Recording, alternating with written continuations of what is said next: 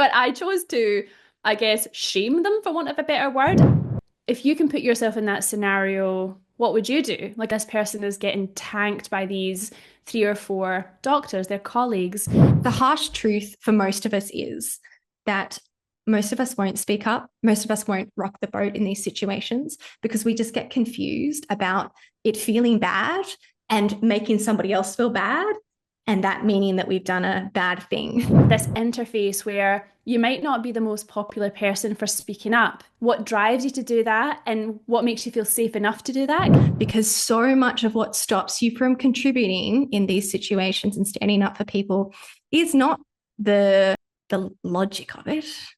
It's the fear of it. Hello, my beautiful friends. My name is Dr. Becc. And I am Kristeen Barker, and this is Am I Doing It Wrong? A podcast for doctors by doctors. Every week on the pod, we'll be bringing you conversations which shine light in dark places, normalise the doctor journey, ease unnecessary suffering, and give you actionable steps to thrive in all facets of your life. So grab a cuppa and get cozy for this week's episode of Am I Doing It Wrong? The podcast for doctors by doctors. Hello, our beautiful friends, our Dr. Humans, and welcome back to another episode of the potty. Now, today we have a bit of a heart-to-heart topic. We're having one of those difficult, vulnerable conversations that we need to have more of in medicine. And we hope that this episode is going to have you walking away feeling a lot more confident in your place to speak up, the importance of you speaking up, and the power that you have to change people's lives. And this is so significant in the healthcare system, in hospital culture, in all of the healthcare culture, in particular because we all work in these high stress environments.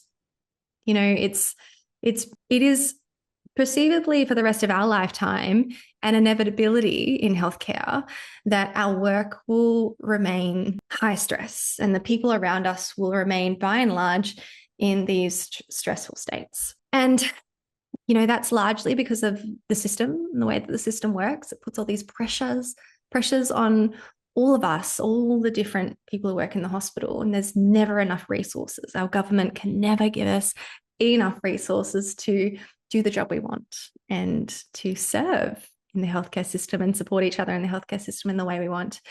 And with all of that, despite, you know, the best intentions and the most beautiful people going into healthcare, we can end up experiencing and even being a part of these really bad behaviors in the hospital where we let our stress get the better of us, and then we end up, you know, as we talked about in our last episode, sort of discharging the stress in unintentional ways that can be really hurtful and harmful and inconsiderate. Again, not because, you know, we're bad people, but because we wear away at our resources, the stress can overcome us, and we, as humans, we can just need to discharge that energy. And in some cases, in a lot of cases, actually, there is also simply a clashing of belief systems, a clashing of what we believe is right and wrong. And as people who work in healthcare, who work to serve, to relieve human suffering and improve people's lives, a lot of us probably have quite strong opinions about what is morally right and wrong in the world. And that can also cause some of these sort of clashes between personalities and disagreements on what is right and what is wrong and what should happen in any situation and what behavior is acceptable. So with all this being said, we wanted to bring to you this challenging situation today of when we come across people behaving in a poor way or speaking in a way and treating people in a way that we perceive as unjust, not right. Even the word inhumane comes to mind in terms of the cruelty with which people can sometimes unintentionally speak about other people or other groups of people. And we just want to make sure that you have the opportunity to be a part of the solution here instead of a part of the problem. It's very easy to slip into becoming a part of the problem.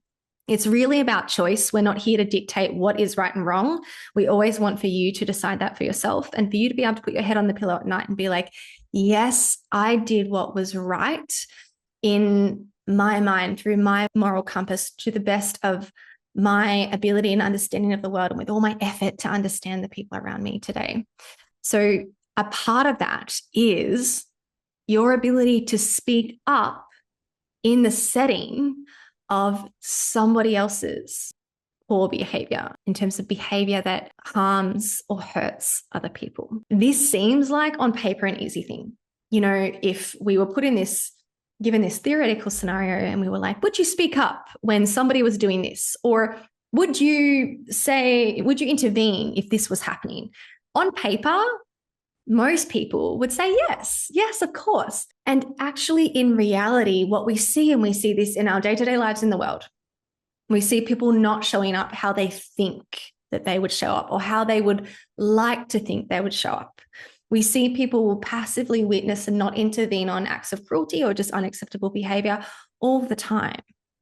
And that's because we don't recognize, it's not as simple as being, yes, I will act in my integrity. It's not as simple as just saying that, but we need to recognize that there are barriers, very human, common barriers that create this fear and lack of safety and sort of threat to us in terms of speaking up. So we're here today to talk through some of those barriers and help support you to do what you know is right in the moment, to help you be the person that you're proud of in the day, even when it's hard. So we're going to start off with a couple of scenarios to sort of drop you into the situation and help you start to think about how you would like to show up in this situation and why. I love this topic, Beck. And I think when you're saying that to me, all of these things come up, they come to mind. And I think even like what you're saying as well, just to re-emphasize, like what this is not about is telling you how to be. I think what you said about you being who you are and believing what you believe and having your choice, there's no right or wrong, but being able to live in your integrity and speak up as part of that, not to be inflammatory, but when the situation arises where that speaking up is meant to protect the higher good, like from your perspective. And I think like what you're saying as well is like, even if there's someone that you're in a conflict with that you disagree, especially in healthcare, you're probably going to find that you could agree on some things when it comes to how, people should be showing up to work, how, the ideals. So there's lots of bridges to be built here. So in no way are we saying to be inflammatory, but one of the prominent examples that comes to mind, and I'm keen to have you all think about, as imagine that you are me entering this room, what would you do in this scenario? So I remember when I was a registrar and I had walked into this, like the doctor's room is often, it's got like a little computer and there's a lot of doctors around. And I just walked into this scene, this scenario where there were 3 or 4 doctors around a computer kind of talking, but they were talking about a colleague. Now, I didn't even really know who this person was, but they were saying them by name. Anyone listening could overhear this, the nursing staff, anyone.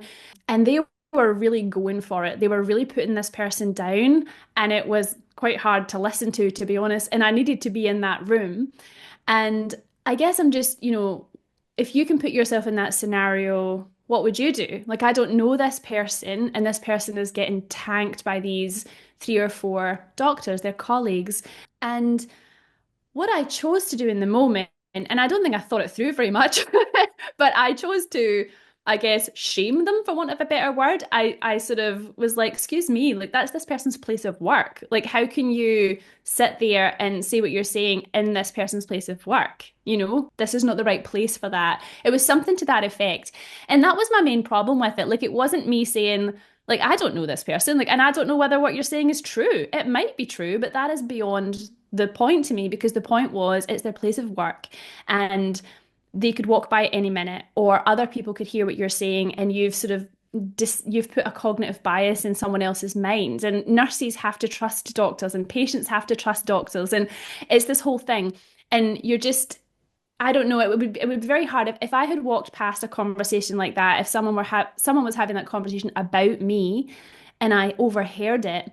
It was that bad that I might not have wanted to come to work again. Like, that kind of thing could destroy you. And being a doctor is hard enough. And I just sort of thought it just wasn't appropriate. So it wasn't that I was like, it wasn't right, wrong. I just felt like if you're going to have that conversation, you shouldn't be having it in this environment. You can have it in your house, you can have it at brunch or whatever you want to have it. It was the fact that it was there. That was a kind of a scenario that maybe some of you have been exposed to, and I guess we all might do different things. But I'm curious from your perspective, Beck, like what comes up for you hearing that story? Yeah, well, when I hear your story, you can kind of hear the reasons as to why it was the right thing for you to do it. And I guess I lean towards your approach as well. From that, I think we probably have quite strong empathetic tendencies. So you were very easily able to drop yourself into how would that person feel if, or how would this affect that person if they were to become aware of this happening to them or happening about them? You just answer the question, is this my business or not? And you answered it with, well, it is my business. I'm going to make it my business because this could potentially have significant negative effects on this person. You could put them in a position that takes a lot out of them, takes a lot away from them, makes them feel powerless and even more sort of unstable in their sense of how supported they are at work, in their place of work, as you say. And also, you see these things happen in certain situations too, where the person doesn't get a choice. They weren't there. They weren't there to stand up for themselves. They weren't there to correct the information or the situation. Even if they were there, this original person has recruited multiple different people to agree with them or to have the discussion with them. Like, I highly doubt from the sounds of this situation that this was a conversation of genuine concern. Like, oh, this person's doing but. That's a problem in this workplace. So how are we going to fix it? How are we going to approach this situation to solve the problem? And this is what people don't realize. People think that they're complaining from a place of just reason and productiveness. But this kind of complaining, especially the complaining that recruits other people, it's this emotional discharging, and they want people to, and I'm guilty of this too. Like we all as humans have this sort of desire when we get into these emotional states, righteousness and outrage and upset, defensiveness, things like that. We feel agitated or like something's wrong, and we want to recruit people to validate what we're feeling. We want them to agree with us and believe the same things and reassure us. It's all happening subconsciously. It's so soothing when people are like, yeah, I agree. That's a thing to be frustrated about. That's a terrible thing. And so you're not just here being upset or frustrated all by yourself. Now you've got other people validating you. And I don't think people realize that they're actually being highly emotionally reactive when they do this. They're not coming from a place of constructive criticism or genuine problem solving. And that's a part of my problem with this situation too. People aren't taking responsibility for this kind of behavior, and they're dressing it up as, well, I'm just being reasonable. I'm just pointing out the elephant in the room. These are the actual problems. They're not self-aware that this kind of behavior is actually emotional. It's emotional reactivity. Nothing wrong with having emotions, but you've got to own the fact that this is an emotional reaction. It's not some logical, practical, reasonable reaction. So that's the thing for me. Like, you look at that balance and you're like, there's nothing constructive about what you're doing. There are constructive ways to approach this problem, and you're actually just seeking comfort by having this kind of complaining, discharging conversation here. And you're doing it at the cost of this person being able to feel supported and just trust in their workplace. To know that other people are trying to put a bad word in somebody's head about them would be, imagine how incredibly isolating that was if you knew that people were constantly talking about you behind your back and sort of trying to convince other people that you're not competent or you're unreasonable or whatever the complaint is. So that's the way that I like to think about it too. I like to think that other people's experience in the world matters. And I definitely think that people's suffering in the world matters. I think as humans, we can never be perfect in this, but we should do everything we can to relieve other people's suffering. And at the very least, in this situation, not create unnecessary suffering, and definitely not create unnecessary suffering just because we can't handle our emotions. But equally, like, on one hand, that was what I actually did. And I'm sure they had some thoughts about me and like, who even is she? And like, who is she to stick up for this person she doesn't know? Like, I'm sure I became a villain then to some extent. But I guess it was more just to sort of, I couldn't help but do it. And I felt glad that I did it because I guess it's kind of more about the kind of workplace that I want to show up to. And I just feel like if you're going to be speaking about someone like that and they're not even present, they can't even stand up for themselves. I don't know, I've just got like a moral problem with it. But equally, I think it's really interesting because is it right or wrong to do that? Like some people who are listening might have said, oh, I would just have let them have their opinion and I would have just left the room. Also completely valid. So I'm not saying that what I did was the right approach. And it's certainly a more inflammatory approach potentially than just sitting silently. But I guess that's what we're talking about today is this interface where you might not be the most popular person for speaking up. What drives you to do that and what makes you feel safe enough to do that? Because some of you listening might have thought, oh, I would love to have said what I was thinking, but I would have been scared to, or I would have went home at night ruminating about that. And that's probably the worst thing is the rumination, right? We've got enough things to ruminate on. You've taken us to this next step of like, you decided to take the risk of rocking the boat and being made the bad guy for challenging these people. And when you do that, when you challenge somebody and they have a defensive reaction, when you make them feel bad, if you just make somebody, when you question somebody, it doesn't automatically make them feel bad. But if they get defensive with that questioning and that makes them feel bad, this is a dangerous spot to be. We can all probably relate to this when we know we've done the wrong thing, or we're even just starting to question, oh, maybe I did the wrong thing there.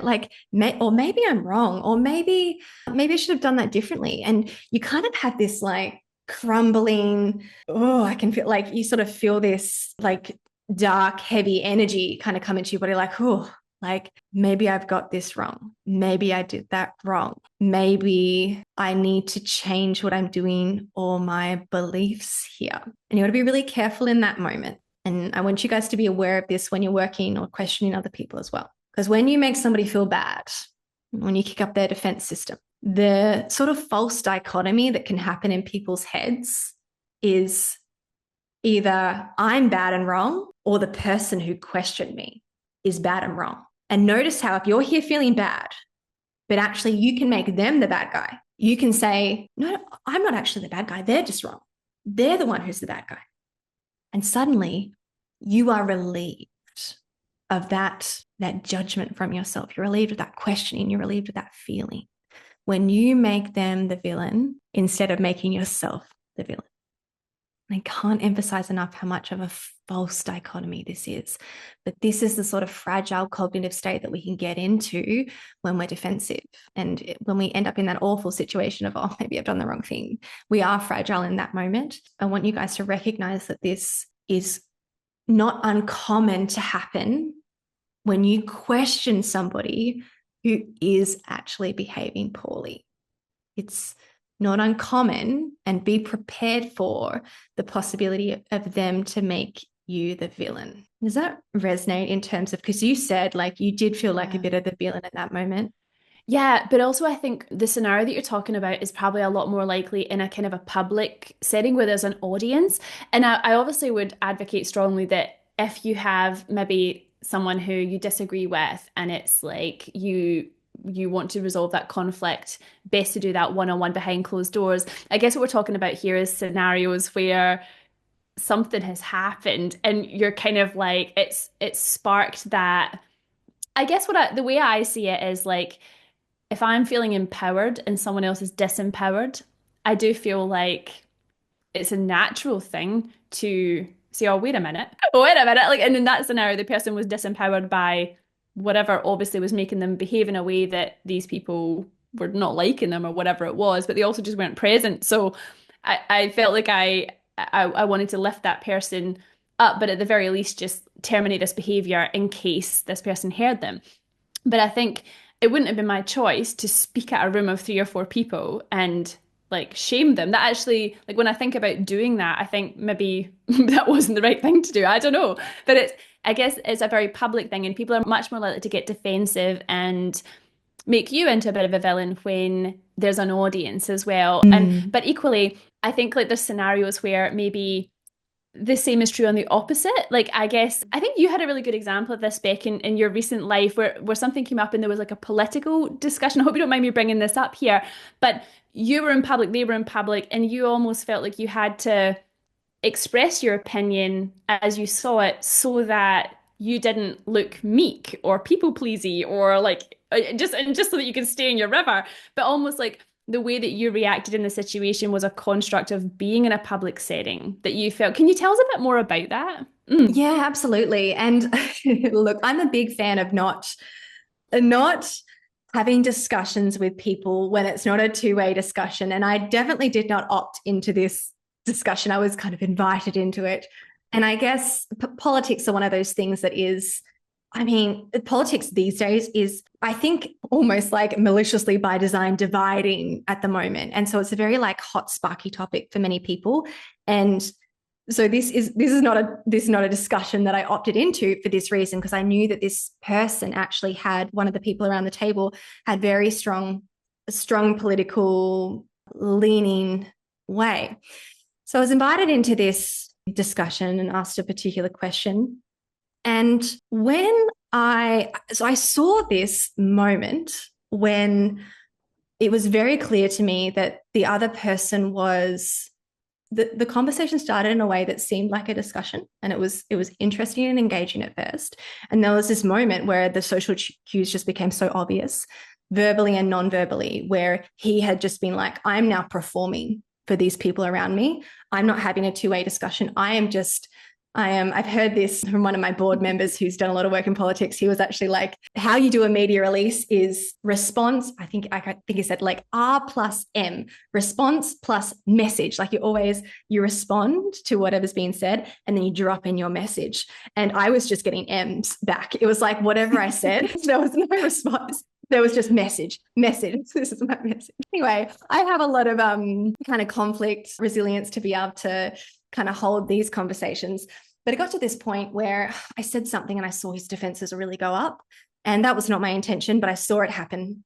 And it was at that point he responded with, well, how can I argue with that? And like very specifically, like said this laughing to his, like the guy sitting beside him, the guy sitting across the table from him, and he managed to like sweep his vision around the table without like missing me as well, because there was no eye contact happening with me at that point. It was all just about, discrediting me and being like, don't listen to anything she's saying. And at that point, it was very clear I'm not having a conversation anymore. And if you were just one-on-one with somebody and you were happy to the point of like, you always get to choose how much you want to engage with people and question them and challenge them, because there's always a potential for people to like broaden their perspective a little bit more, especially if you're coming in from a really open, non-defensive place. There's that opportunity. But in this, if it was one-on-one, that would probably be the point where I would have disengaged, when I could see it's very clear. And even when I sort of pivot and try and like bring more of my own humility into it, bring more openness and like really turning down any like possible sense of an attack. I'd already tried that earlier in the argument, bringing in like, here's a humble example of how I fall prey to this issue and how it gets in my way. And none of that was working. And if I was just in that one-on-one conversation, I would have tapped out at that time. But as you say, Kristeen, there's more at stake when you have other people as a part of the situation. And this is not about how I look. And this is not about me showing that I can stand up for myself or whatever. But it's about me standing by my message, because my message is important. The people I was standing up for in that situation are important to me. And as much as I know at that point, he's not listening, I'm not getting responses, let alone any kind of, signs of comprehension from him at this point. However, when there are other people listening, by me tapping out at that point, I potentially lose closing the loop with the other people who are the audience in that situation, or, not kind of the main discussion point that we were having it with. And this is even more potent. It's more obvious when, there's a person observing who's a part of that group that needs the support. Like, there is nothing more powerful, I can't imagine, than seeing one person, even when the whole group, say, is turning against them and trying to, belittle them and tap them out of the conversation. But for you as one person, even if you feel like you're not winning in terms of persuading the group and changing their mind, but for that person in need who needs support, to see one example of someone standing up for them and telling them that they matter, showing them that they matter by putting themselves out there, that is so incredibly powerful. And then even though, there wasn't somebody present for the conversation, I still, they're good men around me, and I believe they have the openness and the empathy for other people to broaden their perspective. And so for me, that was still an opportunity. Even though I was kind of talking to a brick wall at that point, I wasn't speaking for him. He'd already tapped out of the conversation with me. But now my focus turned to, still, my number one focus is serving the people in that group that I'm standing up for.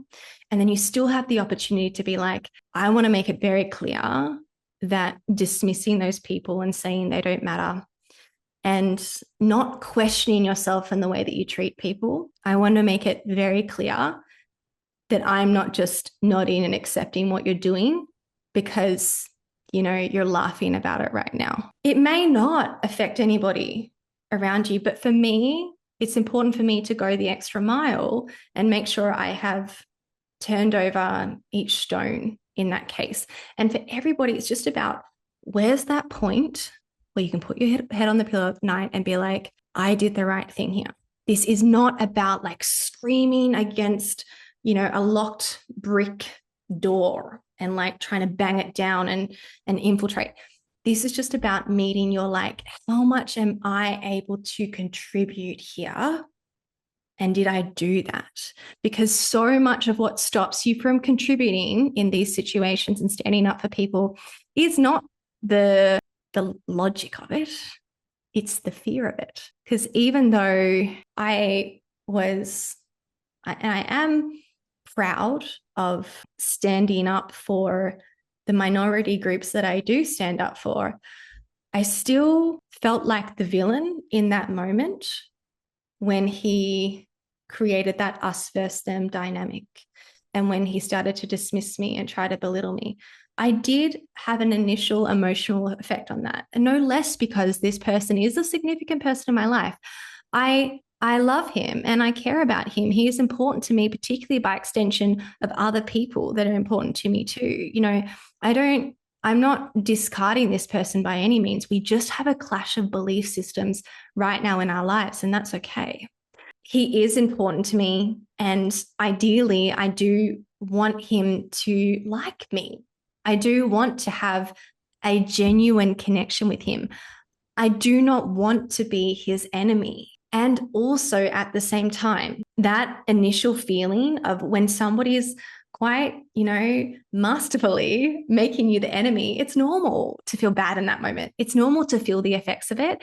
And we just want you guys to get clear about, just because I feel that way, just because in that moment, or after the moment, Kristeen might have had some moments of doubting herself and being like, oh, that was a bit did I make them feel bad? That's what you think in your head. I'm thinking I challenged him. I made him defensive. I made him feel bad.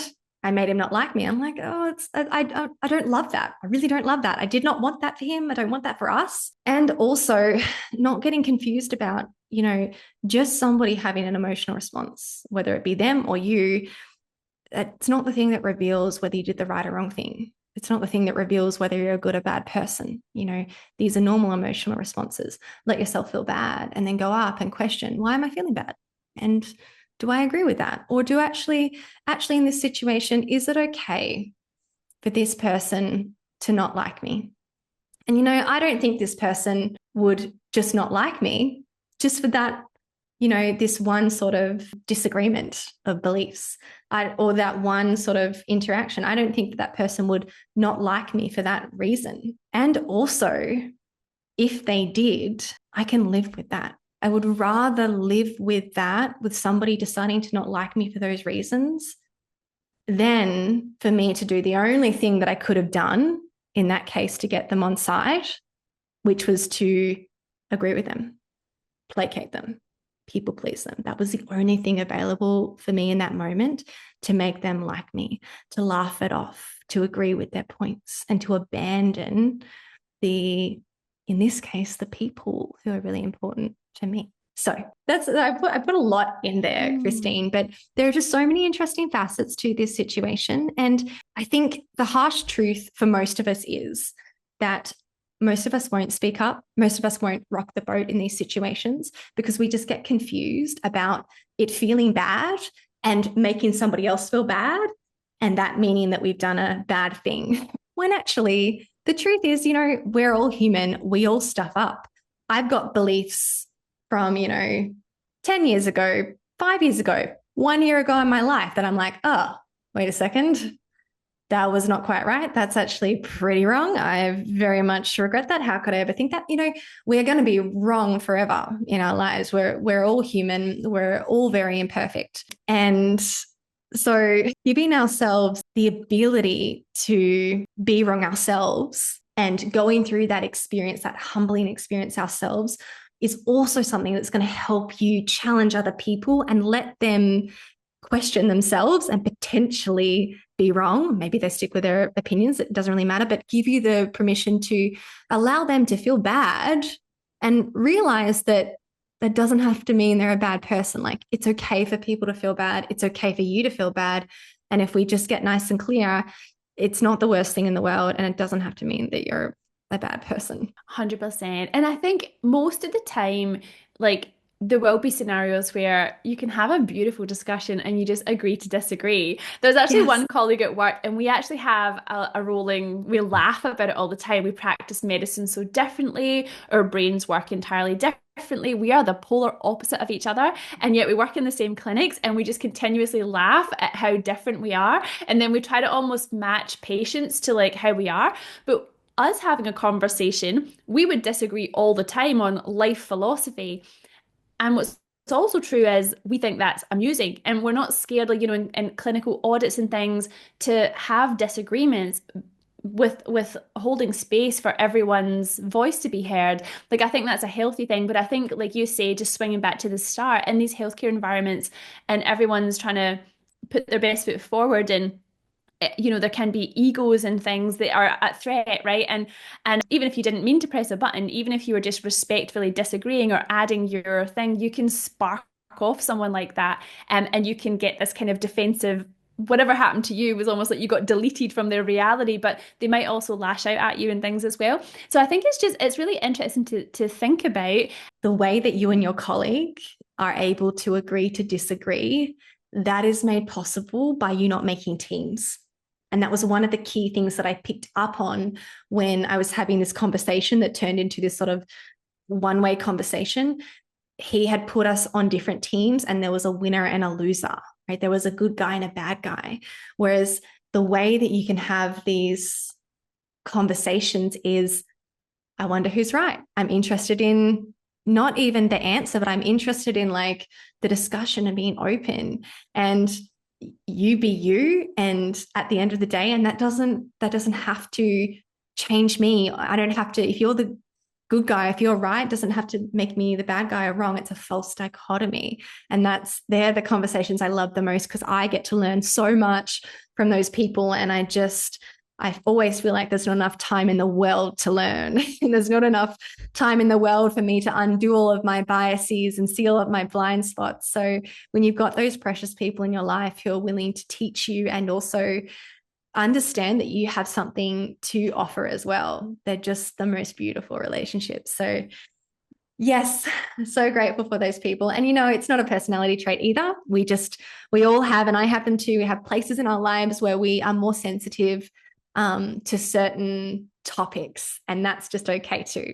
And we just want you guys we want you to be astute to what kind of situation you're in, how your choice of how you show up can also spark these defensive or hurt or kind of negative responses in other people. And then also be prepared for how that's going to be delivered back to you as well. And don't confuse them making you the bad guy, them making you the villain, them not liking you as you doing the wrong thing, because that's not necessarily what it means.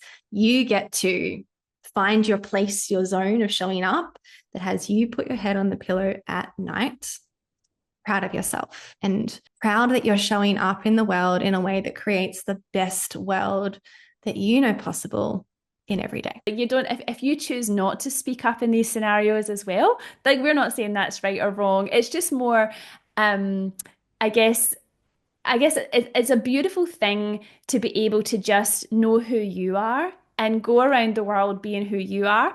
And I think what Becc was saying there in her example was she felt like she had no alternative, because the alternative to the way that she showed up, which was still very graceful, was to placate and people please. And I just feel like, does anyone else have this where you just think about your 20s and how many things happened, how many scenarios you were in where you just giggled off some toxic behavior? I've done that a lot. I've countless times. And it's just like now I wouldn't necessarily giggle off a toxic behavior. And maybe that just comes with age. And if you're in your 20s and you're giggling off toxic behavior, there's nothing wrong with you. It's a process. And I guess the other thing is there's a lot of dynamics. I feel like I probably wouldn't have felt safe enough to, like, when you've got nothing to lose, like that scenario that I was in right at the start, I wasn't trying to be their best friend anyway. I didn't even know who these people were, and they weren't going to give me a job, and they weren't my boss. And like, there's all these dynamics at work as well. Like, it's not necessarily clever to speak up sometimes either, but I guess we're just trying to give you permission to explore this part of yourself and to be able to put your head on the pillow at night and be at peace, because ruminating is the worst. And I think the other thing to say is you can also deliver silent messages. Like, you could, I in that scenario at the start, I could have just left the room and I could have given that silent message. Or if you were in that conversation, Beck, you might say, "Oh, I think we're going to have to agree to disagree," and walked away. Like, that's another. I'm not saying you should or you shouldn't. There's lots of different ways to be very diplomatic and respectful and loving in those situations that are also not sort of buying into the other person's narrative. But yeah, I think it's super interesting. And I think in terms of our lives, it'd be really interesting to have a bit of an action takeaway in terms of having to think about where in your life in the last week, month, has this shown up, where maybe you've had a scenario where maybe you wish you had said something, or maybe you just reflect on how that might have played out differently. Maybe you did say something and you're feeling bad about it, which is what we've experienced. And also, if there's a future scenario, Yeah. Are you willing to be uncomfortable? Are you willing to be yeah. Are you willing to be uncomfortable? Are you willing to be disliked? Are you willing to activate their defense mechanisms and feel the wrath of that at times in order to do what you think is right? Is that worth it to you? For me, realizing how resilient I am in being disliked has been one of the most freeing things in my life. I think people think, people with this kind of people-pleasing conditioning like I've had, think that it will make you this reckless, inconsiderate person. But nothing feels more unsettling to me than abandoning people who, in my mind, need support, and treating people with cruelty and laughing at jokes that hurt people and things like that. And so I'm incredibly grateful that I've been able to make this change through the coaching work that I've done. And I think that, a key thought that you might be able to find here that I used to have was, people liking me is evidence that I'm a good person, right? And it actually very easily spiraled into being a large overgeneralization of everybody likes me. Everybody liking me is the way that I can know if I'm a good person. And if somebody dislikes me, it means I'm not a good person. And that's just being this probably subconscious, really strong driver in my life. I think I used to think, well, if somebody dislikes me, it's for a good reason. It's for an important reason. I must have hurt someone. I must have done poorly by them. I must have done the wrong thing. I must have upset them or inconvenienced them. And that's just a misunderstanding of how the world works. All right, my friends, answer Kristeen's question for us, and we'll see you next time. I've been waiting all my life for something. I've been down the darkest roads and up in the clouds, but I've always felt that something's missing. That was until I found you right there in the